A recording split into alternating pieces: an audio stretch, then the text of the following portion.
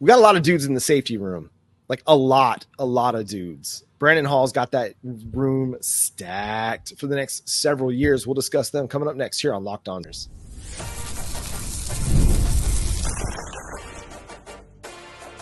You are Locked On Sooners, your daily podcast on the Oklahoma Sooners. Part of the Locked On Podcast Network, your team every day.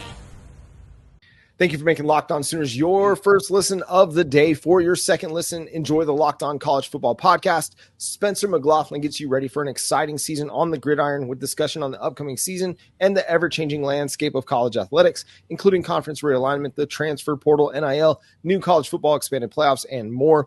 Locked On College Football is available on YouTube and wherever you get your podcasts. Part of the Locked On Podcast Network, your team every day. The safety room. Ooh, mama. We've talked about it before. It's going to be good as we've continued our positional breakdown for the Oklahoma Sooners as we get closer to the 2024 college football season.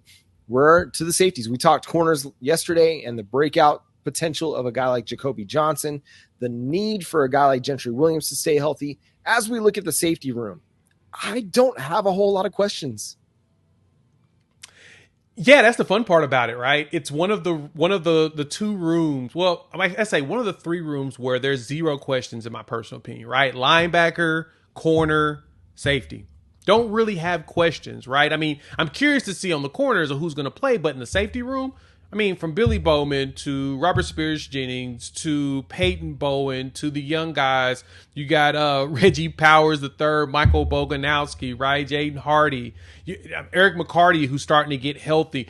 There's a list of safeties that, to me, Brandon Hall has set us up for a very promising future. Right now, I mean, it's looking like it's a three-headed monster fight between Robert Spears-Jennings, Peyton Bowen, and Billy Bowman on who's going to actually start. And to be honest, you can mix that up every game. You don't need it to be a set two dudes. You can kind of switch it up just to play around because all three of them play very well together, no matter what. Like, I would love to see Spears-Jennings with Billy Bowman. I want to see Peyton Bowen with Billy Bowman. I want to see Peyton Bowen with Robert Spears-Jennings because, yeah, that is the most talented room that we have, to me, on this team.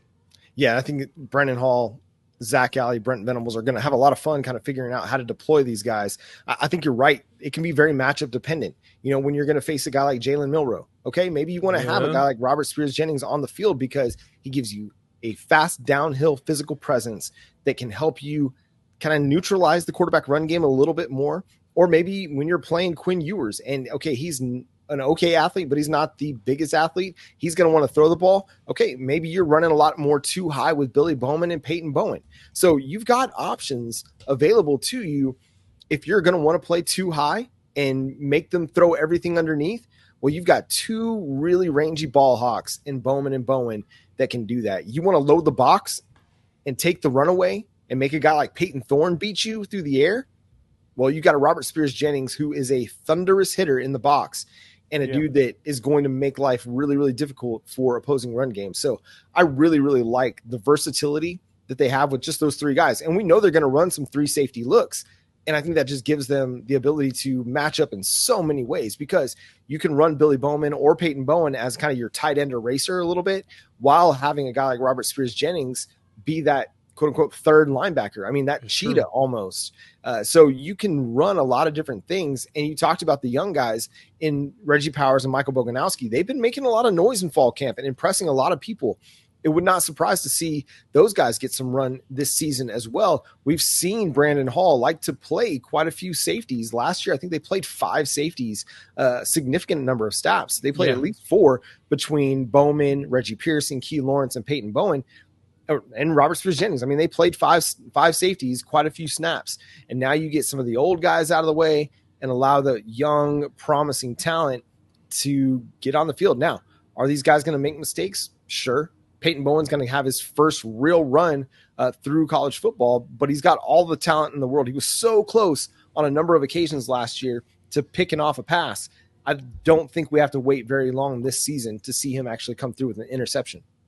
So when you see, we know that Zac Alley likes to run a 3 safety high on certain passing downs, right? Whenever when your lineup, of course, it's got to be Robert Spears-Jennings, Peyton Bowen, and Billy Bowman, right? Who do you think is going to be right behind them in that will be able to come in for that 3 high safety.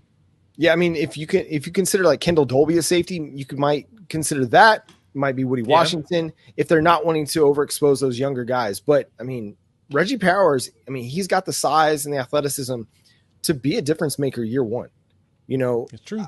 I think the Venables staff and Venables administration learned from that 2022 season where they didn't get guys on the field early. They were afraid to play freshmen, and it kind of hurt them a little bit. It hurt them from a depth standpoint. It hurt them from a development standpoint. And so I think we will see guys like Reggie Powers and Michael Boganowski earn snaps and get on the field, not just in the non-conference season, but even later in the season in a rotational role. Now, it's not going to be 20, 30 snaps a game, but I could see them playing 10, 15 on the defense and being impact players. People are talking a lot about Michael Boganowski and his ability to hit and lay the lumber. Yes. And they're going to want to utilize that, especially against teams that want to run the football and want to play within 10 yards of the line of scrimmage. I think they'll have very little concern about playing him, maybe against teams like Bama who might want to air it out, or Texas who might want to air it out a little bit more, get it down the field, Ole Miss who want to get down the field. Maybe they don't play him as much. But again, I look at a team like Auburn. I look at, some of your non-conference opponents. You look at LSU, maybe even Bama. And if they're wanting to run the football a lot, Michael Boganowski is a great option to have on the field. No, I totally agree with that. And the overexposure of the young players, I think, is a very interesting topic, right? Like you want right? them. Yeah, it is. And you want them to play, but at the same time, you don't want them to be put in situations where, like, you want them to be challenged, but you also want them to be, in a way, safe. Because at a certain point, that was like the one thing I've mentioned this before in the past around like Caleb Downs. I'm not big on playing freshmen as starters because they're the ones that are kind of easily fooled. And you notice that in that Texas game, that Texas was literally baiting him because Sarkisian had a very good understanding of what Nick Saban's defense looks like. He coached there for like 3 years, right? For crying out loud. So he understood. That's the thing that gets me when it comes to young players going in. But at the same time, as you mentioned, early on in the season, whenever there's opportunities and the score's kind of up, we may give up more yards than we probably want to, and that kind of skews some of the defensive numbers. But it's really good to get them those snaps because they're the future, and you kind of want them to be out there and see what they're made of and see what mistakes they're going to make so you can evaluate it in practice and on film sessions. And I think like early in drives against even some of your SEC competition, you can throw them out there for the first set of downs and just see what happens, right? If it falls apart and they're giving up first downs, and the other team's driving the ball, well, you can get those guys out and put your veterans back in. But again, it's valuable experience. It's like Loki said in Avengers Endgame or Infinity War. I consider experience. So it's experience. Whether it goes well, it goes poorly, it's experience, and you can learn from it. A game where these guys are going to get a lot of opportunity to get a lot of snaps. Well, that's the Maine Black Bears that are going to come to town in November. We'll discuss them coming up next on Locked On Sooners. Y'all know me. I love my sports, love them so much that I never want them to stop. But as the playoffs wind down, we get fewer games. The Olympics are over. We're just finishing up fall camp. Sports aren't sporting like I want them to, but FanDuel lets me keep the sports going whenever I want. All I have to do is open up the app and dream up the bets anytime that I'm in the mood. Like right now, one of the bets that I've been eyeballing has been this Oklahoma winning the SEC. Now, I'm not saying it will, but I also ain't saying it ain't. Plus 2,500, tied with Missouri on that one. Odds aren't too bad, so something to check out. So good thing is this summer FanDuel is hooking up all customers with a boost or a bonus daily. That's right. There's something for everyone every day all summer long. So if you're into baseball and there's games going on, jump in there and take advantage of it. So head over to FanDuel.com and start making the most of your summer because FanDuel, the official sports betting partner of Major League Baseball. It's Friday on Locked On Sooners, which means it's 2 weeks until the start of the 2024 college football season when the Oklahoma Sooners welcome the Temple Owls. With the start of the season coming up, Home Field is getting you ready for the college football season with a can't-miss kickoff campaign.